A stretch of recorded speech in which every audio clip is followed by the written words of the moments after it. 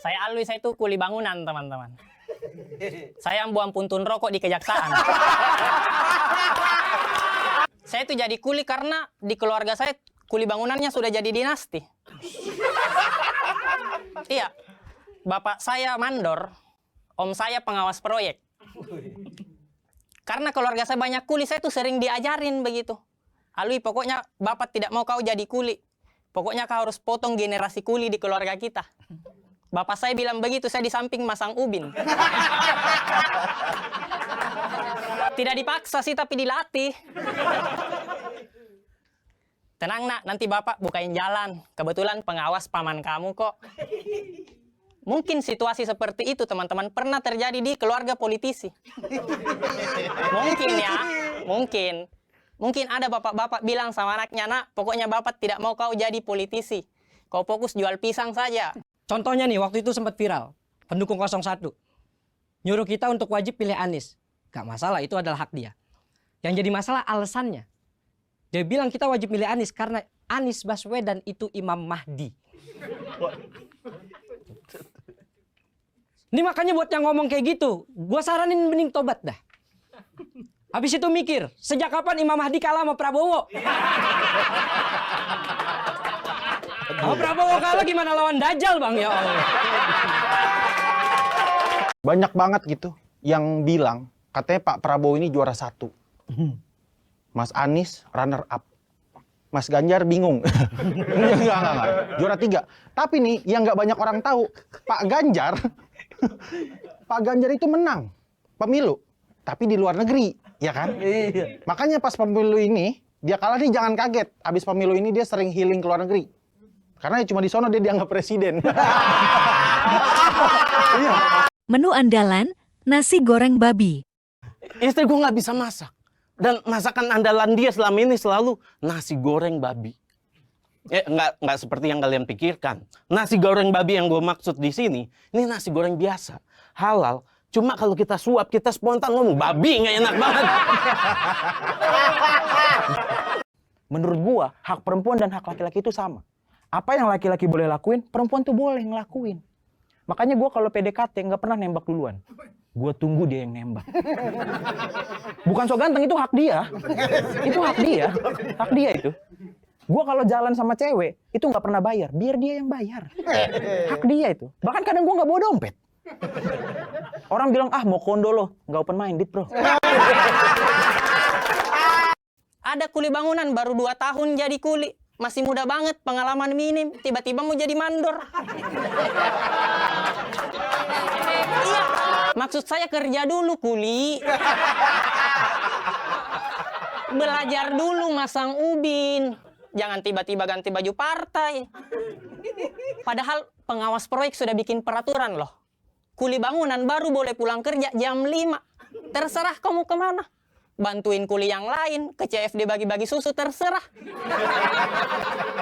Tapi jam 5 sudah ada putusannya. Dia pulang jam 3. Ngelanggar kode etik kuli itu. Takutnya terjadi gosip antara kuli yang lain gitu. Ya enak ya dia bisa pulang jam 3. Enaklah dia kan anak mandor.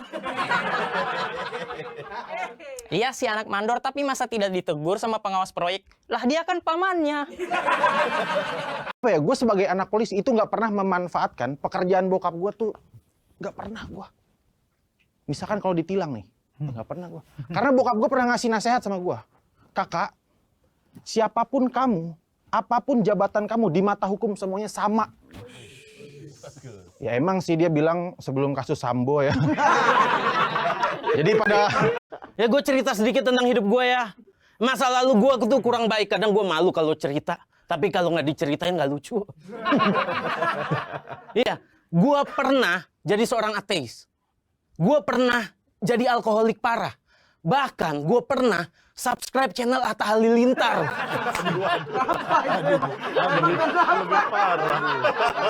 Ya tiap orang punya masa lalu kelam ya.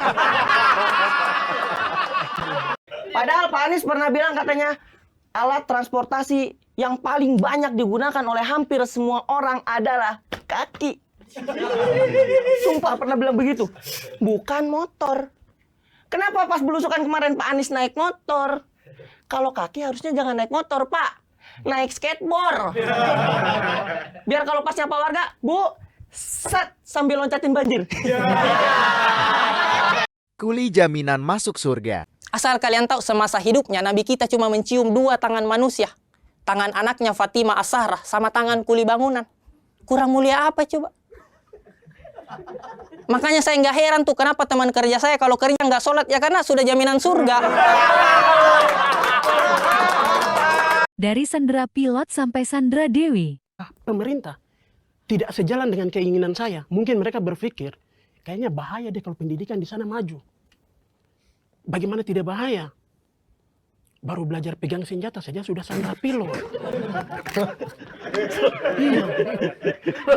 Baru belajar pegang senjata saja sudah Sandra Pilot. Ini kalau sudah pintar, sudah maju, mau Sandra siapa lagi? Sandra Dewi.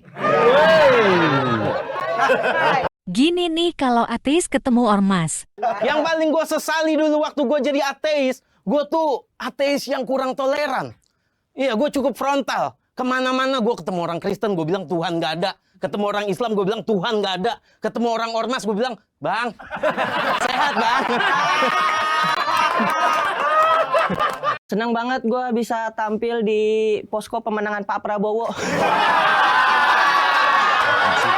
Soalnya lu perhatiin deh, di somasi rata-rata yang menang tuh dari yang tampil nomor 2 semua. Bener, awalnya gue ngira ini kayaknya udah disetting deh sama Om Deddy. Tapi setelah kemarin yang tampil, yang juara itu yang tampil pertama, itu membuktikan bahwa nomor 1 juga bisa menang di somasi. Tapi kalah di pemilu. Kirim militer ke Papua, sampai di sana hanya untuk diredam. Diredam, teman-teman, bukan diselesaikan. Kalau cuma diredam, mau sampai kapan? Mau sampai Om Deddy dikirim ke Papua? Yuk, bikin podcast klarifikasi sama KKB. Mohon maaf teman-teman, yang harusnya klarifikasi bukan KKB tapi pemerintah. Karena KKB kelompok-kelompok bermain, teman-teman. Politisi harus belajar kepada kuli. Bicara masalah kasus, teman-teman, ada banyak banget kasus di sosmed itu saling hujat cuma karena berbeda pandangan politik. Ya maksud saya orang yang merasa dirinya pintar berpolitik, kenapa tidak ambil contoh ke kuli deh?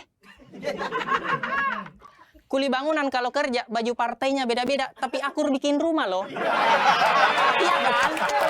Iya kan?